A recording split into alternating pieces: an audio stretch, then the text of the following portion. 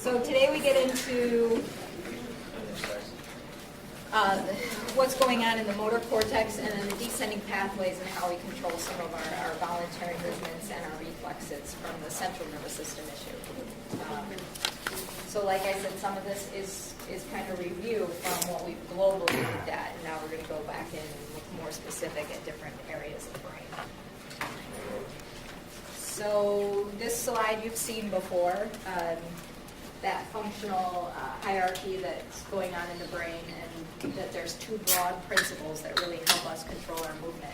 And that's that we have a functional segregation, meaning that there's different areas in the brain that do different things.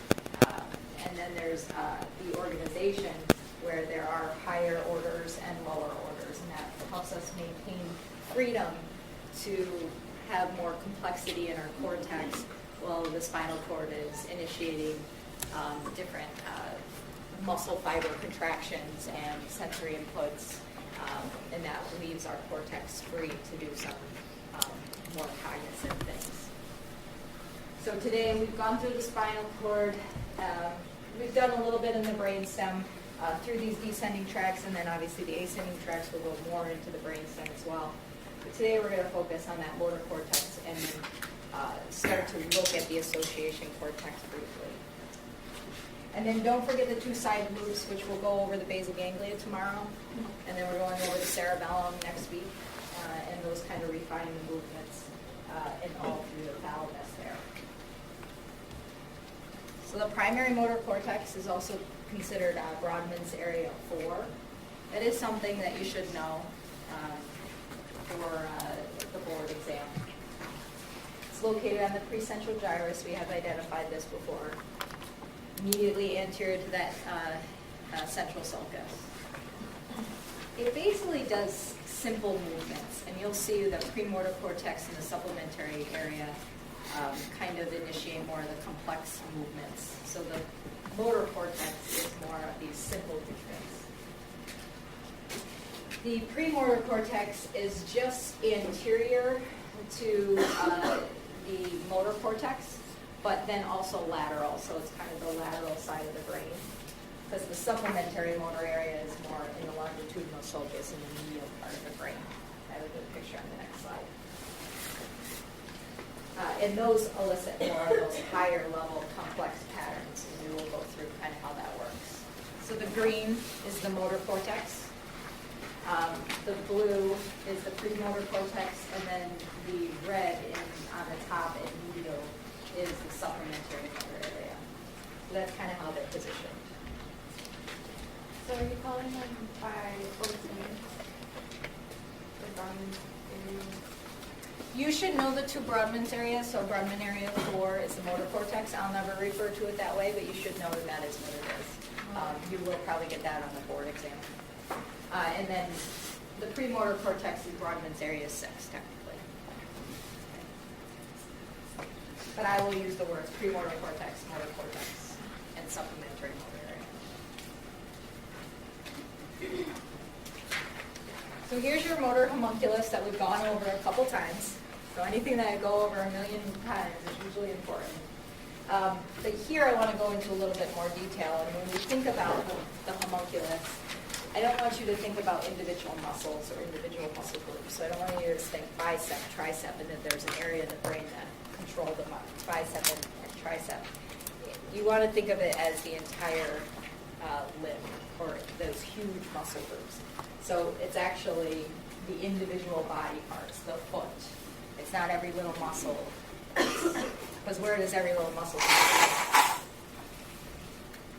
from? More at the spinal cord level, and then we do get a little bit at the subcortical nuclei that start to modulate which specific muscles to use. The motor cortex isn't really worried about that. It's worried about moving my arm out front.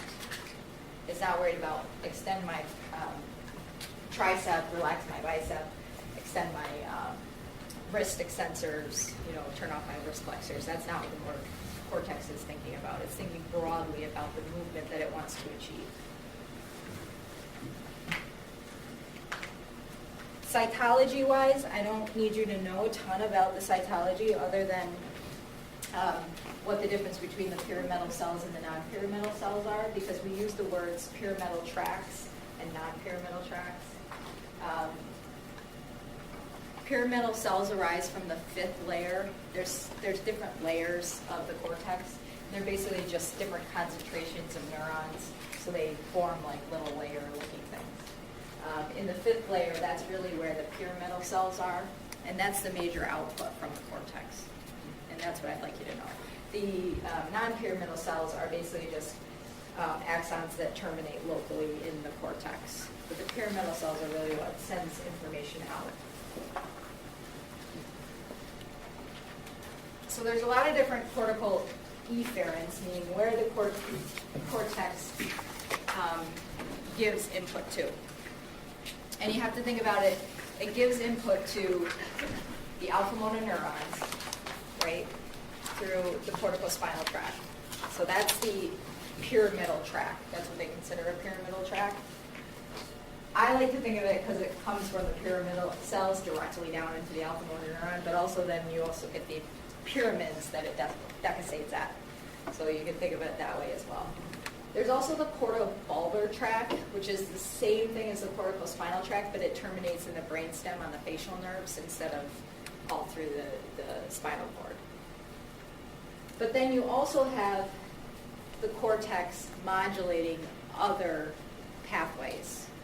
So we have the cortical rubral tract, which is going to modulate the rubrospinal tract, which we'll go through all these, and then tomorrow we're going to draw a lot of them.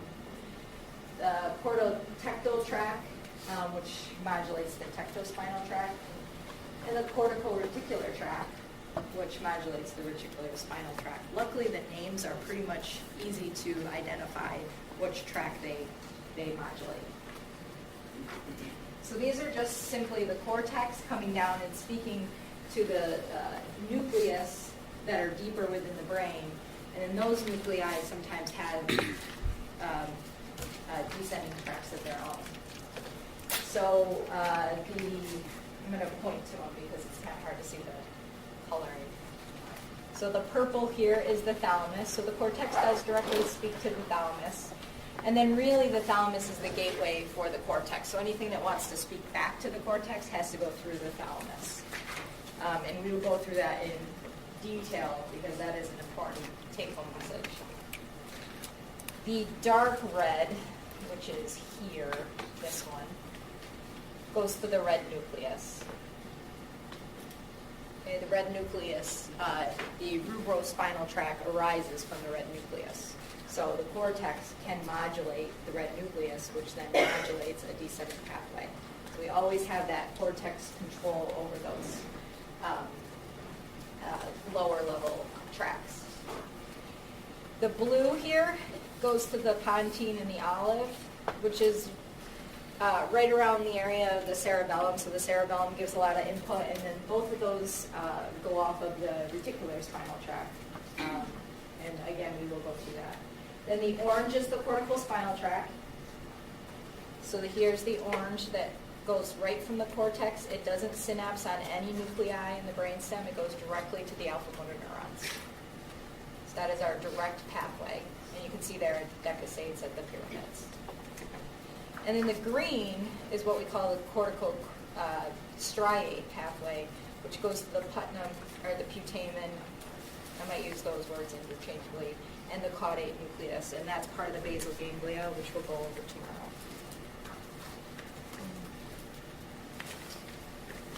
So these side loops that we'll talk about a little bit tomorrow as well with the basal ganglia, basically are bidirectional. So the cortex can always talk to every single one of those that we just talked about. It can go to any nucleus it wants and modulate what's going on with that nucleus. However, the information going up to the cortex really has to pass through the thalamus first. The cortex can talk to the cortex, that's fine. But if anything is in that subcortical nuclei and it wants to modulate what the cortex is doing, it first has to go through the thalamus. Everybody understand that? And tomorrow we'll go through how the basal ganglia has to talk to the cortex. And it'll make a little bit more sense as how the thalamus starts to modulate what's going on. So that's the big take home from this one. There's lots of different tracks, but really, if they're efferents going out, they can innervate as anything it wants, but coming back in, it really has to go through the thalamus. Here's just the schematic, and I've showed you this before of the multiple connections. And again, just to appreciate the complexity of the system, and that I don't think there's a neuroscientist or neuroanatomist on the planet that understands everything that's going on in the cortex. We've got it down into basic, what's going on movement-wise, and then what's going on with the sensory coming in. But there's a lot of crosstalk, and things can go wrong in the central nervous system that we can't always explain.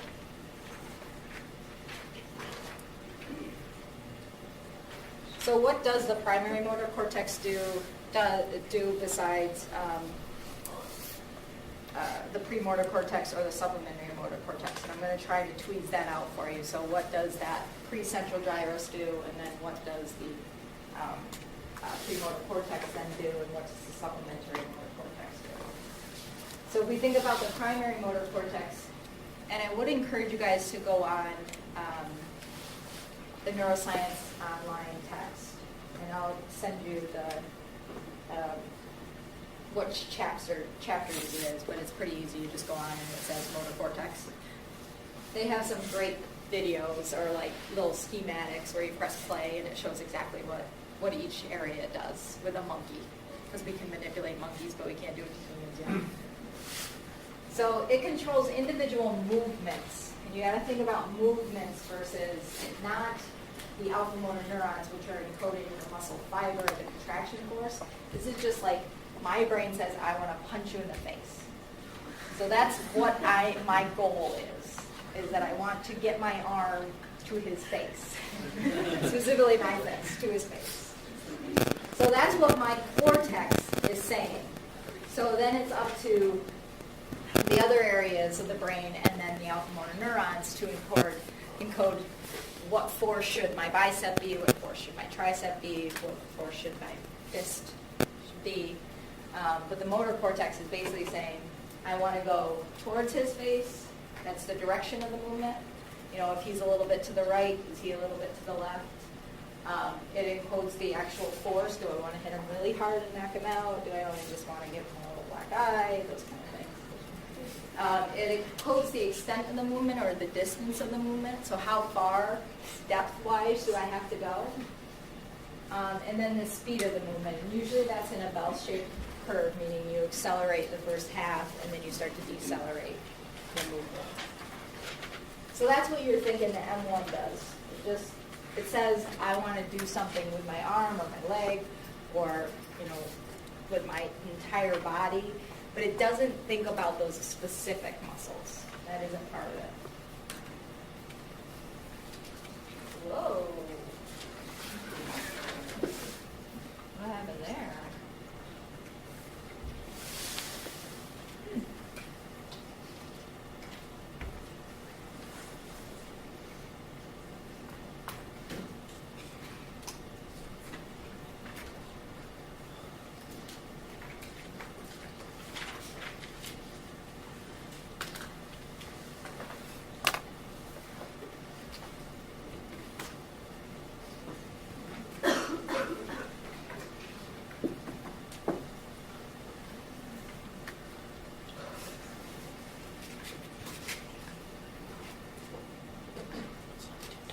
That's weird. I've never seen that happen.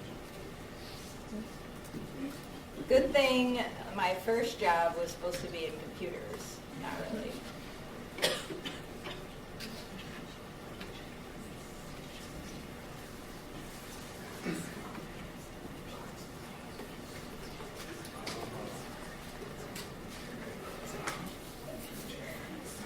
All right, I think I can go with this. So the premotor cortex is going to be more complex movements. And these are what I like to call like your motor plans. So I like to say that they're like the library that holds all these specific motor plans, thousands and thousands and millions of them, that say, I know how to eat with a fork, say, and then if it's a taco, I know how to eat with a taco. So there's different plans, and then M1 is in charge of executing those. So the premotor has all of them stored. Like, these are more complex movements. Bring my, fork to my face. How do I manipulate the fork to feed myself? And then M1 is responsible to pick that motor plan out and say, that's the one that I want to do right now. And then it goes ahead and executes it. It does show preparation of movement, so when they look at your brain and they know that you are going to do something, there's actually these, like, they call them motor set neurons. They're basically like the set. They're ready to fire whenever you're ready to go, but they know what you're going to do, so they actually fire quite a bit ahead of time of the movement. But the other things that it does, which are not on here, well, they're kind of on there, and I think are they on your screen okay? Yeah. Are more conceptual, so there's a sensory aspect that I think is super cool. When I was reading about this, oh my God, this is why I get so into like football games and stuff. So when you're watching something, or you're listening to something, or if you're smelling something, the premotor cortex actually fires like you're going to do that action. So if I watch somebody playing basketball, my premotor cortex is actually activating areas that would allow me to then play the basketball if I really wanted to. So therefore, you can get those emotional craziness when you're watching sports. They use, on the neuroscience text, they use just a monkey cracking a nut. And they can have the monkey cracking the nut, and the premotor cortex goes off, and then the motor cortex executes it. Or they could have, like, his friend cracking the nut, and the premotor cortex is still going off in the same area cracking that nut.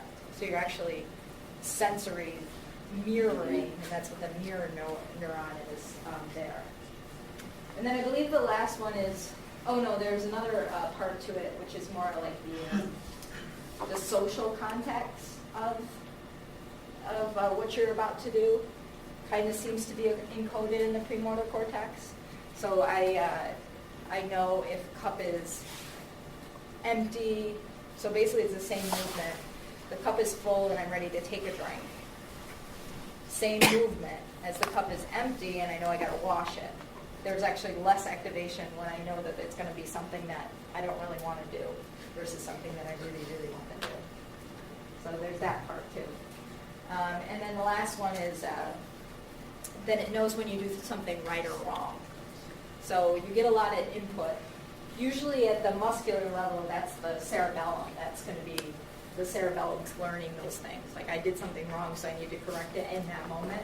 But the premotor cortex then says, that action that I just did, I didn't really want to do, so that only one side of the premotor cortex activates.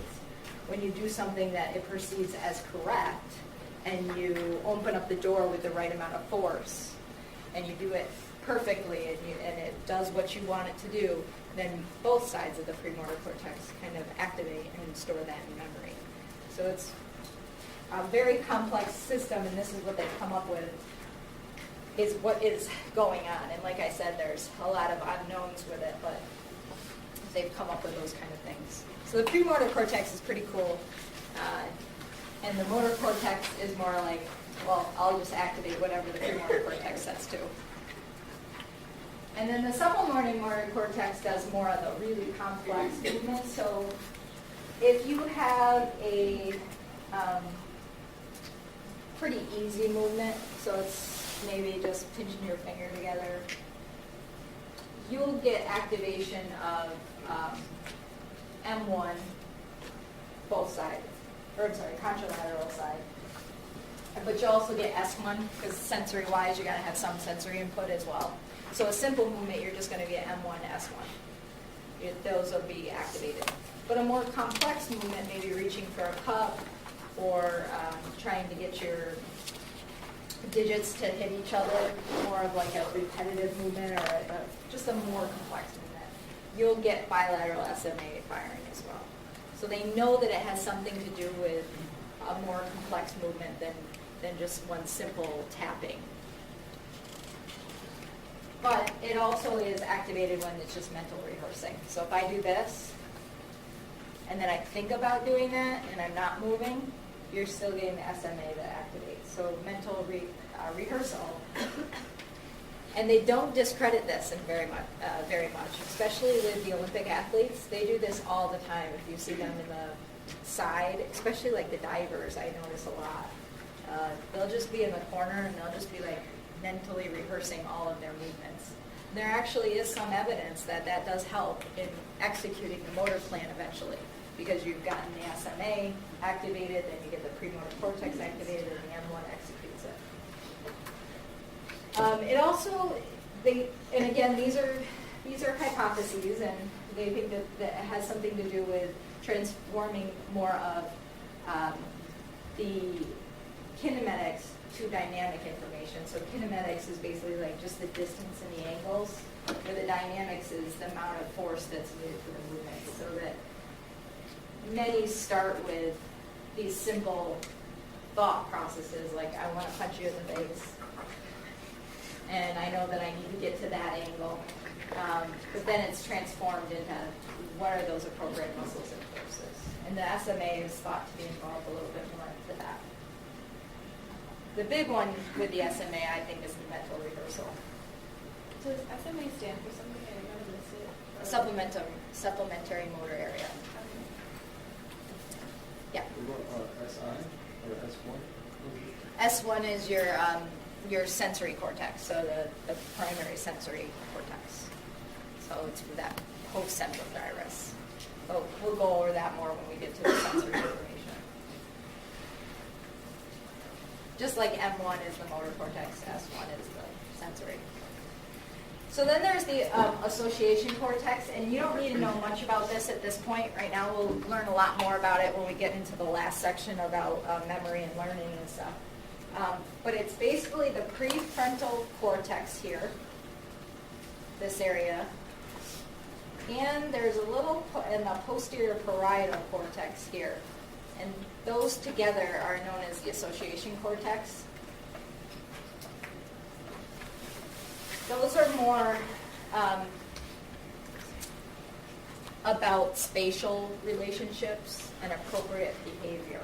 So a lot of times if somebody has that frontal lobe damage, especially more frontal, more anterior, they're going to be inappropriate in their behaviors. They might be impulsive. They're going to want gratification really quickly. But they also, if they have any problems in that area, and specifically in that parietal lobe, they also don't know where their body is in space very well. They have a hard time knowing where upright is, knowing those angles that we talked about. So they're very, unfortunately, unsafe because they don't behaviorally know what's appropriate. And then they have no idea where their body is in space, so they're at high risk for falls when that happens. So sometimes if this type of accident does happen, a lot of times they're in a wheelchair. But unfortunately, if they are a little bit more higher functioning, then we really have to watch these types of patients that have those frontal lobe damage. A lot of times that happens with like TBI, because you'll get like a whiplash and the head will get hit here and the head will get hit here. So you get that forward and that back motion. And you think about some TBIs. Does anybody know any traumatic brain injury patients? They're mostly are impulsive. Like even if they're really high functioning, sometimes they'll just be a little more impulsive than you want them to be. And so that's the association cortex, and we will go more into that as we get into the higher level functions.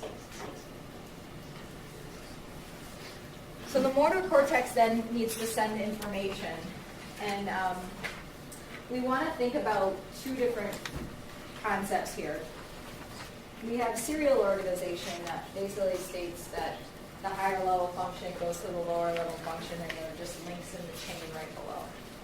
There are some things like that, like the cortical spinal tract. It's basically motor cortex right to the alpha motor neurons, and you get movement. But if it was just that, then any damage to the motor cortex, you would get no output, right? So one link to the chain gets thrown off, you're basically without movement. So in the human body, we also have the parallel organization where multiple areas of the brain give input down into these lower areas, and then these lower areas are able to then also modulate some movement. So therefore, only the very last link in the chain would give us no movement, and that would be like a spinal cord injury. So if you get a spinal cord injury at a level, you're not going to have movement below. But if we have a stroke or something in the cortex, we have other areas that are still giving input, and therefore movement is still possible. So you always want to remember that when you're rehabbing people, that there is always possibilities for new connections in the brain. So descending motor pathways arise from multiple regions in the brain, and that's why there's so many of them. And they send axons to the spinal cord, so they give movement. All right, so these are the ones that we're going to draw tomorrow, all the next ones that we're listing. So the cortical spinal system controls motor neurons and intermotor neurons in the spinal cord. The cortical bulbar system is the same thing, it's just that it's going to terminate in the brainstem where the cranial nerves are. Those are considered also the pyramidal pathways.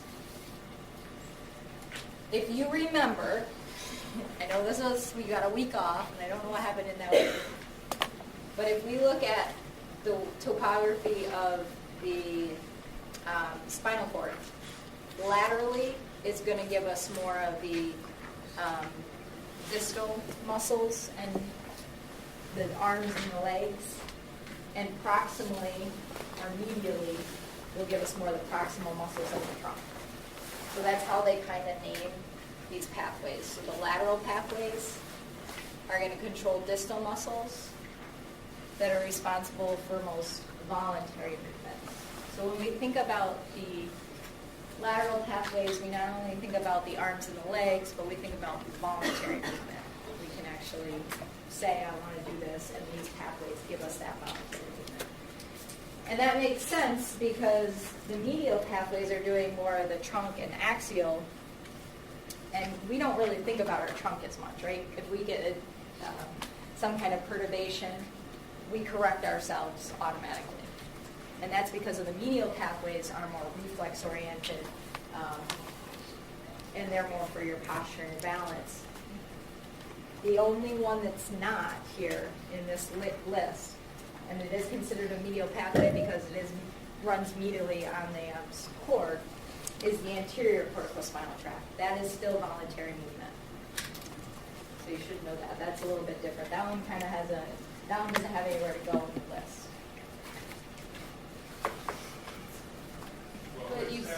So you still want to call it a medial pathway? It'll still be a medial pathway. It's just in general, medial pathways do more balanced posture. The anterior corticospinal tract, though, it arises off the corticospinal tract, so it is voluntary movement, where the other ones are more reflex-oriented. What track are we missing? You're not missing a track. It's just the last one there, the anterior corticospinal tract. I even put it next to it, voluntary movement. That's all you gotta know. But it's still a medial tract. Just usually, in general, when you think of medial tracts, you think of reflex-oriented, except for the anterior corticospinal. That's what I want you to know. The lateral pathways are voluntary. Those are these. Those are both, the lateral ones are both voluntary.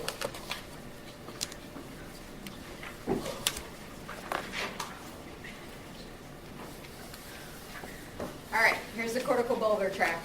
We'll go through each one of these. Originates in the primary motor cortex. It's going to descend through the genu of the internal capsule is the important part there. That's like the tip of the V of the internal capsule. Looks more like a V. The genu is right in the middle. And we'll identify that. That's going to be an important one to identify for the next quiz. It's going to go through the midbrain, the cerebral peduncles, and then it's going to exit at the appropriate level of the brainstem. So whatever corticospinal or whatever cranial nerve it's going to innervate, it exits there. So here is the internal capsule. Here's the genu, right in that crux there. Where's the internal capsule? I'm sorry, what? The interior capsule. The internal capsule is this whole thing that's highlighted. So here's the anterior limb, the genu, and the posterior limb. Same thing over here. Anterior limb, genu, posterior limb. You can see most of the fibers arise off of the genu and then the posterior limb. It's basically just where all the fibers are going through. So don't freak out yet about this. We'll go through it a couple times.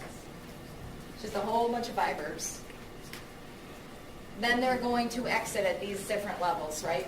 So if they're going to do the oculomotor, trochlear, or abducens nerve, it's going to be bilateral, meaning that if I want to move my ocular motor nerve, my right side is going to go, my motor cortex is going to go down through the internal capsule. It's going to synapse on my ocular motor nerve. Then it's going to also cross over and synapse on the other side as well. So it's bilateral innervation. And we'll go through why that's important. Same thing on the trigeminal nerve. That's the muscles for mastication. The facial nerve is different, right? So the facial nerve has an upper and a lower motor neuron. I'm sorry, I shouldn't say it that way. It's got two nuclei. There's an upper nuclei and a lower nuclei. So the upper nuclei innervates the upper muscles of the face, and the lower does the lower. The upper is bilateral innervation, meaning your brain on the right side innervates both sides. Your brain on the left side innervates both sides. But the lower part, you only get contralateral innervation. So if I have a stroke on my right side, and you see this, if you have a stroke on your right side, you just get like drooping on the left lower part of your face, right? You don't get the drooping of the whole face, and that's why, because the whole face, or the upper part, is bilaterally innervated. Stay with me, I got some pictures. Make it more understandable. Accessory nerve is bilateral as well. Hypoglossal is another exception to the rule here. And that's the muscle of the tongue. So you'll not only get the drooping here, you also get your tongue kind of this way. Right? And then it also innervates the vagal nerve, which does a lot with the ANS that we talked about, but also there's some muscles of the trachea, bronchi, GI tract, heart, so it does a lot there. So here's what the clinical significance of knowing what bilateral and what's contralaterally innervated. So a unilateral lesion to the corticobulbar tract usually does not result in a clinical effect, right? So I have a stroke, a lot of times I don't get any issues with my face. But sometimes you will get that little contralateral loss of the lower part of the face, and that's because the lower facial nuclei is only innervated contralaterally. Okay. Same thing with the tongue. The tongue's only contralaterally innervated. So you'll get a deviation towards the side of the weakness because the stronger muscle will kind of take over. And you can test that by asking the patient to kind of stick their tongue towards their cheek and press on it. So it's like a manual muscle test of the tongue. And you can see if there's an asymmetry there. And we do that with cranial nerve testing to see if there's any issues going on. So here's a nice picture to try to get this under control, because this is something that I do want you to take home today. Here's the nuclei, right? So these are the upper motor neurons, here and here and there. So your upper motor neurons are coming from your cortex, and they're going to synapse in the nuclei. Once they synapse in the nuclei, then they become lower motor neurons, right? And they go and innervate the muscle. So this is an intact system of the facial nerve. So you got bilateral innervation from the upper facial nerve, but you only have contralateral on the lower facial nerve. So if I have a stroke, and specifically this one's on the right side, I'm going to lose the only innervation to the lower motor neuron that there is, right? But I'll still have intact the one side of the upper face. So therefore, I'll be able to raise my eyebrows. But my face will be drooping. But I can raise both eyebrows. If I have an injury to the lower motor neuron here, the facial nerve, then I lose both, basically, so that I'm going to have drooping of the eyebrow and of the lower face. What's that last one look like? The one on your guys' right. Bell's palsy, right? So that's the way we can check. And this is something that you should definitely take home with you. Because sometimes somebody will come into the clinic, especially if you work at a neurological clinic, because Bell's palsy gets kind of, it's not that common in the regular population, but in a neurological population, for some reason they have like sometimes some spontaneous Bell's palsy. So what would be a good way to differentiate between Bell's palsy and them having a stroke in your clinic?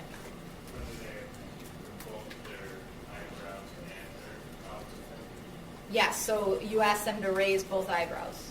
If they can raise both eyebrows, then you're a little concerned, right?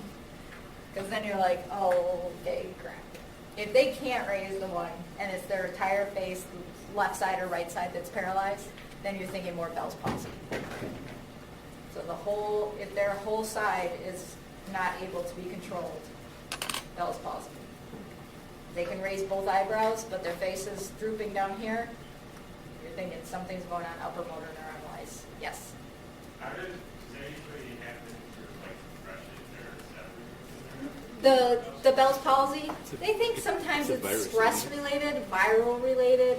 A lot of times it happens after pregnancy, just from the massive amount of stress I think that this placed on there. So that would be, I would think that's more like almost like a vascular insufficiency to it.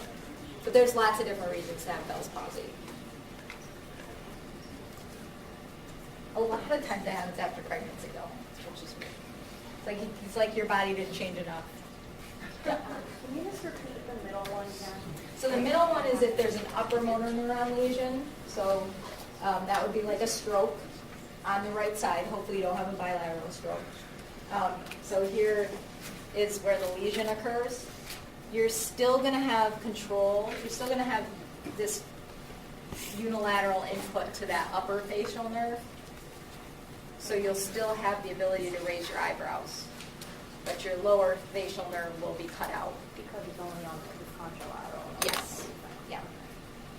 So if you have a patient that presents to you and they're having some drooping of their lower mouth and you're concerned, you go through your cranial nerve testing. If they can raise both eyebrows, you're a little bit more concerned. If they are having some weakness on that one side, then you're thinking, well, maybe more of a lower motor neuron lesion, which would still be concerning, don't get me wrong.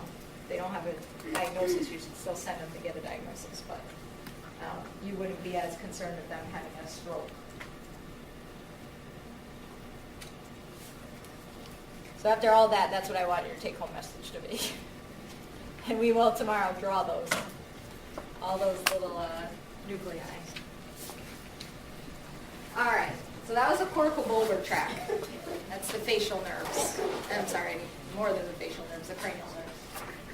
The cortical spinal tract is going to be what's going to synapse in your spinal cord and give your arms and legs movement. So it's going to originate in the motor cortex. It's going to collect in that internal capsule, but this time more of the posterior limb. The anterior limb is more head and neck fibers. We won't go through that as much. But more of the posterior limb is your body and through the lower limb. Descends through the cerebral peduncles, which we've identified before, but we will go over those again. Through the medulla, through those pyramids, and that's where it's going to split into two tracks. The lateral track, which is about 90% of the fibers, is going to immediately cross over at the pyramidal decussation. It's going to descend down the lateral pedunculus of the spinal cord, which basically is just the lateral portion of the spinal cord, and then synapse on whatever alpha motor neuron it should go to. The anterior corticospinal tract is going to stay unilateral until it gets to the spinal cord that it wants to synapse on, the spinal cord level. So it's going to stay on the right side all the way down until maybe it hits T10. And then at T10 it will cross over and synapse on the alpha motor neurons there. So either way you're still getting contralateral innervation. Just one is going to stay on one side until that level, and the other one's going to cross in the medulla. So here is the schematic here. I'm going to turn down the lights just so you guys can see this better. So here's your motor cortex, and it comes from different areas. It's going to collect, all those fibers are going to collect in the internal capsule. Here is your midbrain, where the pars cerebri is basically your cerebral peduncles. They use it interchangeably. So through your cerebral peduncles. And then the next important part really is the pyramids. At the pyramidal decussation, the lateral corticospinal tract crosses over, and that goes down. Goes down here, and then synapses on an alpha motor neuron where it wants to go, whatever level it needs to be at. The anterior stays on the same side until it's time to cross over. So it's innervating like T10. At T10, it then crosses over. All right. The other important part of the corticospinal tract is to know that it is the only direct control of the alpha motor neuron from the cortex. So I can directly manipulate my alpha motor neurons. So that gives us, the more manipulation I can have of my motor cortex on those alpha motor neurons, the more finer movement I can have. And that's why our hand is so represented in the cortex, right? Because we want fine movements, so it has a lot of input to the hand.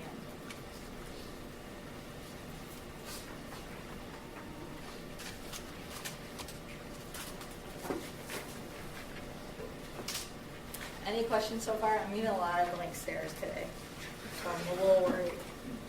But we'll go through it a couple times. I think that's why I decided that seminar was going to be on this as well, and that we would go on together and really figure them out, because they are very important to understand these. But it's a lot of information coming at you at once. So the cerebrospinal tract basically originates from the red nucleus. And we'll identify that on the structures as well tomorrow, and on Thursday, of course. This one immediately crosses to the contralateral side of the brain, right below the red nucleus, so it basically synapses in the red nucleus, and then it just immediately crosses over. Descends the brainstem, and then the lateral side, again, because the lateral is more the arms and legs and the voluntary movement. This one, though, there's some conflicting reports on this one, but I always learned it that it always innervates more the cervical spine area, so it only really controls the upper extremity in humans at least. I think when you look at other mammals, sometimes it has more of a play down the cord, and when you look at the neuroscience online, they say it exits all levels. But for this class and for what I want you to know and for neuro, think of the cerebrospinal tract as only really influencing the upper extremities. So it might go a little bit further than the cervical spine, but then the fiber's got to be real small and you don't really influence anything. So the cerebrospinal tract gives us basically excitation of flexors, is really what you should know about that. So if I have something that happens to my cortex and I no longer can modulate the red nucleus, then the cerebrospinal tract is able to fire as much as it wants. So I would get flexion of the upper extremity. So, and you see a stroke patient, what do they have? Flexion of the upper extremity a lot of times, because the stroke happens above the red nucleus. The red nucleus also receives a lot of information from the cerebellum. They're not really positive about what's going on with that. It only becomes into play really when the cortex is a problem. And you think about what we need to function in our lives. And the biggest thing is, I know in humans we don't need as much, we're not like primates. But if we were, if you thought about it, like we didn't have a lot of adaptive equipment or anything, the most important thing for humans is to be able to feed themselves. So a lot of times these tracks, these lower level tracks, do things that hold on to function as much as possible. So if our cortexes had a stroke and we can no longer control our arm as much, the best position for that arm to be in is in this position so that you can get food to your mouth. And that's what our body thinks. I know we don't think that way because we can say, well, we can get an aide that'll feed us, or we can get somebody else to feed us. But as we've developed through primates, that's the most important thing for the body, is that you can feed yourself. And then, like I said, it's a relatively minor track in humans, right? Unless there's a stroke or something that's happened in the cortex. So it's not a huge track. The vestibular spinal tract are huge tracts. They are important to us. What do you think they're important with? Just put the name. Vestibular spinal. Balance, right. So there are a lot of our reflexive balance movements. They originate in the vestibular nuclei as per the name. The lateral one comes from the lateral vestibular nucleus. The medial comes from the medial vestibular nucleus. The lateral descends ipsilaterally, but it exits at all levels of the spinal cord, where the medial splits immediately and descends bilaterally. So it splits into two tracks. But that one exits by T6, so it mainly controls head movement. Is there a particular side of the lateral travels on? There's two. So the one from your right side goes down the right side, the one from your left side goes down the left side, okay? So there's two, but then the medial comes from both sides, but it's bilateral as well. So then you get like almost four tracks. So there's some secondary fibers in the bilateral? Yeah, it's the medial. So the medial originates and then it splits into two and goes down both sides from like the right vestibular nuclei, but also from the left vestibular nuclei. So you're thinking almost four tracks there. Two from the left, two from the right. Two from the left, two from the right. So here's a picture of it. I think picture sometimes helps. Here's your lateral, comes down unilaterally, but you got to think there's another side over here that comes down unilaterally. Sorry. The medial vestibular spinal tract decussates, and then there's two fibers here, but you're also going to get two fibers from the other side. So there'll be basically four of those. They'll run really close to each other. Biggest thing you need to know from these laterals, because it's a lateral tract, what's part of the body? Arms and legs. So if I slip, it's going to give me extension of my arm and my leg to try to balance me. So if I'm pushed or slipped, I'm going to give me extension, right? The medial that only exits by T6 and only gives you head movements, usually gives us the head righting movement. So not only do I extend here, I'm flexing this way with my head. So it helps with our balance, and it is a reflex. It's not something that we control too much. But important that it does give us extension of our arms and legs, and that'll come into play again once we start to look at like stroke patients, what's going on with them. It also plays a role in specifically, well, both of them do, but a lot of times the medial plays more of a role in coordination of head and eye movements, and we'll go through that when we go through the vestibular lecture in the sensory section. The reticular spinal tract is another major, more of a major tract than the rubrospinal. The reticular spinal originates from the reticular formation. Again, I love when the names are the same. There's one in the pontine and one in the medullary, so different parts of the brainstem. And they do different things. I always hate saying do different things. These both descendants laterally, and then they exit all spinal levels. Here's your reticular spinal tracts. So here's my pontine. That's going to go down. That's coming from the pons. Obviously, the reticular formation in the pons. Coming down, exits all levels unilaterally. The medullary splits, goes bilaterally down. Just the same thing as the vestibular one does. But here, we want to look at the pontine excites the extensors. The medullary inhibits the extensors. So the medullary gives you more flexion. And together, they regulate the flexor response so that we're not always just walking around like pulling our legs up like this. Right? So it keeps us in control of that reflex.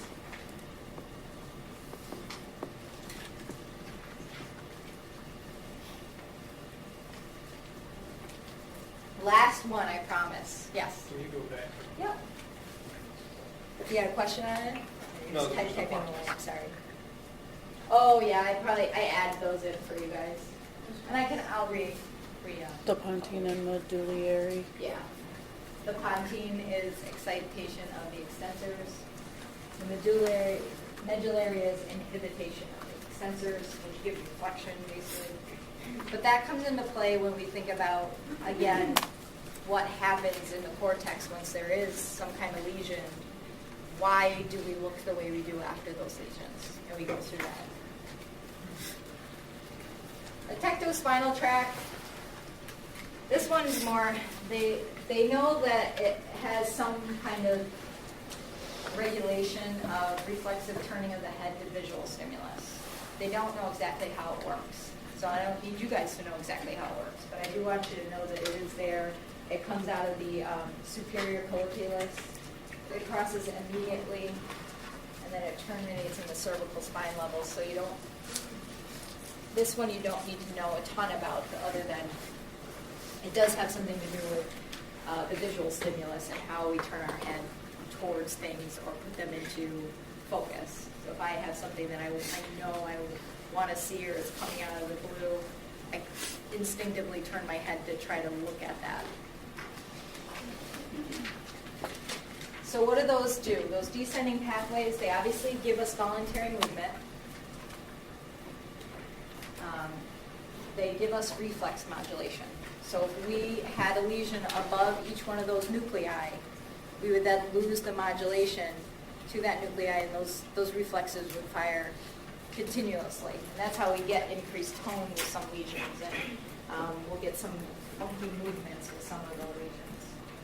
It can also change not only the strength of the modulation of the reflex, but also it can change the sign of it. So it gets, we could, like I used in the beginning, if I hold a hot pot, but I know I want to hold it, I can stop my flexor response from that happening and keep it in extension. So you always have that ability, unless you lose it somehow with some kind of cortical problem. And then don't forget the gamma bias. So not only do we have control of the alpha motor neurons, but we have control of the gamma motor neurons and that set, that muscle spindle set, that sensitivity to stretch. It also needs to happen at the same time.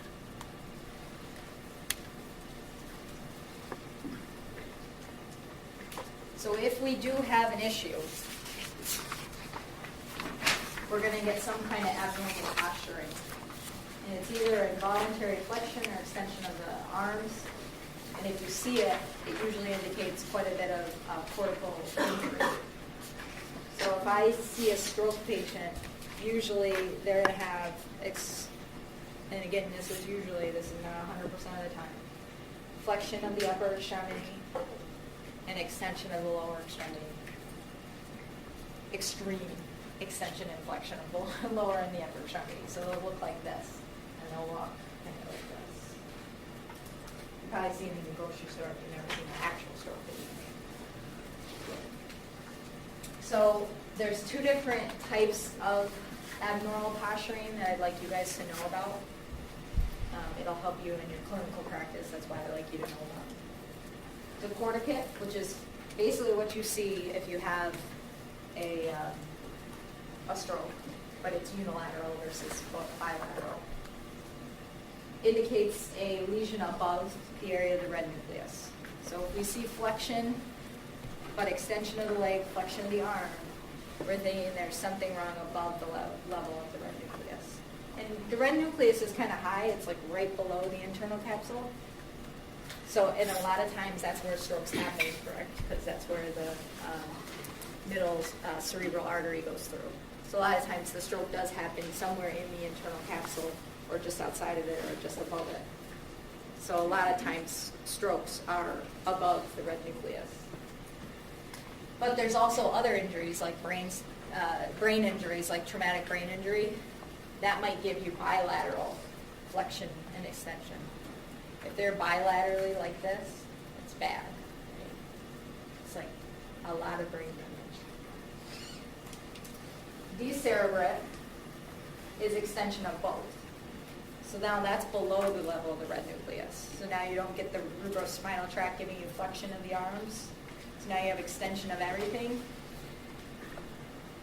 We would have to argue about which one is worse. So that means that there's something going on in the brainstem. That can certainly give you some issues with breathing, and then obviously your life functions. So that can also kill you. Even worse is when you go from decorticate to decerebrate.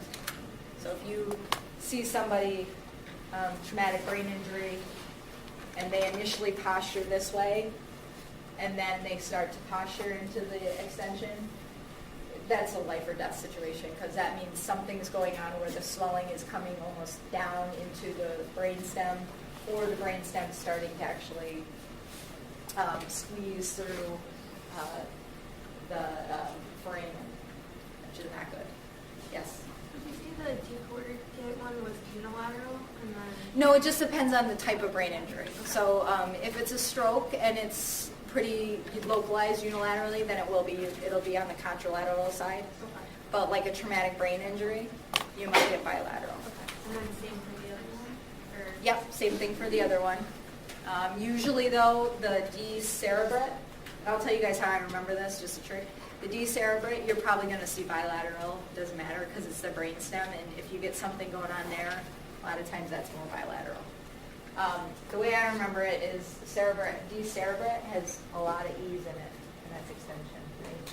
I've remembered that since I was first taught it. So here I'm just going to explain it just a little further because I think you guys should start to think this way a little bit. Did you have a question? I'm sorry. Are these people able to like flex up their hips? Are they like sitting chairs or are they lying like that? If these people, if they're in a decerebrate or decorticate posture, if they're in a decerebrate posture, the last one, they're probably ventilated and like in a coma. They would usually keep these people in a coma for a long time before they would ever try to bring them out. So you can't be in a decerebrate posture and be functional. The deep corticate, if it's just unilateral, that's usually what a stroke patient looks like. And their trunk musculature is okay because you're thinking more, they might have an issue like trying to break their tone. So if I'm here and I try to sit down, I might sit down like this, but you usually can, through the weight of your body, get into more of a sitting posture. But if that's bilaterally, then you're thinking more of a severe brain injury, and that they'd probably be in a coma as well there. The different levels of how bad it is. But this is why you get these posturing. So if it's the decorticate, you're going to get disinhibition. So you're not going to... It's basically, yes. Yes, it's a double negative, which I always hate double negatives, but that's how they word it. The red nucleus. Yeah, can we say excitation? You can say that. It's basically, no, because the cortex inhibits the red nucleus. It doesn't, so the red nucleus is always firing. The cortex inhibits it. So it's basically the inhibition taken away, which means that the red nucleus would be left to do what it normally does, which is fire. So it's it's not the cortex exciting it, it's that it's left to fire itself, if that makes sense. So it's not inhibited anymore. So then therefore you get flexion of the upper extremities, but your cerebrospinal tract and your medullary reticulospinal tract outweighs the extension of your the vestibular one. So remember how the vestibular tracts give you extension? You think, well, why in the upper extremities then you get flexion if you still have the vestibular spinal tract that's giving you extension? Like, why does the cerebrospinal tract outweigh that? It's because the other two tracts are also added on there that give you flexion. So you get not only the cerebrospinal tract, but you get the medullary reticular spinal tract, and then outweighs the extension of the vestibular. But in the leg, you no longer have the cerebrospinal tract. Remember how I was telling you, for our purposes, we think cerebrospinal tract is just upper extremities. So once you get below that, you're going to get more of the influence of the vestibular spinal tract and the pontine reticular spinal tract, and that gives you extension of the lower extremities. So that's why with decorticate posturing, you get this. Okay. Once you go below the level of the red nucleus, then you no longer have the cerebrospinal tract giving you flexion, and you're more biased in extension. So you look like this. And a lot of times, the bottom one is super scary to see, but sometimes we see that with the sports injuries. Has anybody ever seen, like in a football game, where they'll get knocked in the head, and they'll momentarily go into total extension? And that's really what's happening, but it's more on a neurophysiological, like where the neurotransmitters are temporarily interrupted. So that's why you get that posturing. But it's super scary for somebody like me that knows what that posturing is, to see them initially go into that. And then they're like totally fine. Well, they're not totally fine, but if they stayed like that, you'd be very worried. A lot of times they'll just go into extension, and once they come to, they're fine. So here are all your tracks, just a final summary slide here, and then there's one more slide after this. And we will, like I said, go through tomorrow and then Thursday drawing these tracks and drawing the parts on the spinal cord. When they're in those positions, are they very rigid? Like, are they Yes. If you ever try to, and once you guys get into seeing patients, and certainly in neuromuscular assessment, we bring patients in just so that you guys can try to play with them. And a lot of times we have this one gentleman that come in that has spasticity, which is basically a posturing. And he has such bad extension spasticity, it's almost like a party game. We have people go around and try to break his tone, but it is very hard to break. It's like you're really trying to bend them, and in those posturings, you probably aren't going to be able to bend them. Yeah. The decerebral posturing that you're talking about, like after like someone's just laying there super rigid, can that result from like a high spinal cord injury as well, or is that specifically from? No, usually a higher spinal cord injury, they'll go flaccid. Okay. So a lot of times there, you'll see them more just like fall to the ground with no posturing at all. They just kind of like heavy head, face down. The more higher level is more of an extension of every muscle, a firing of every muscle. You won't go to like spinal shock. All right, so that's your facts that again we'll go over tomorrow and Thursday and try to really learn those. Those will be important for your continued education. And then just, again, touching on what's the difference between upper motor neuron and lower motor neuron lesions. And the biggest thing to know about the pyramidal tract or the corticospinal tract, which we tend to give a lot more treatment to, we spend more time on it because it is the biggest voluntary control tract that we have. So if we lose it, there's some big problems with our function. But unfortunately, it's also really susceptible to injury because it does go through the internal capsule, which is right where the middle cerebral artery is, which oftentimes has stroke. So if you get unilateral lesion of the left or the right corticospinal tracts, the biggest thing is the symptoms will appear on the contralateral side. You should all know that. So if there's a right injury, you're going to get a lot of symptoms on your left side. And then those lesions are basically going to cause spasticity. So increased tone because we're losing cortical control over those descending tracts that I just talked about. So we're going to get spasticity. Hyperreflexia, which is just the increase of any reflex, which can also lead to spasticity. But think of the stretch reflex. I hit my knee, it shoots out with an upper motor neuron, you hit it, it's going to be very exaggerated.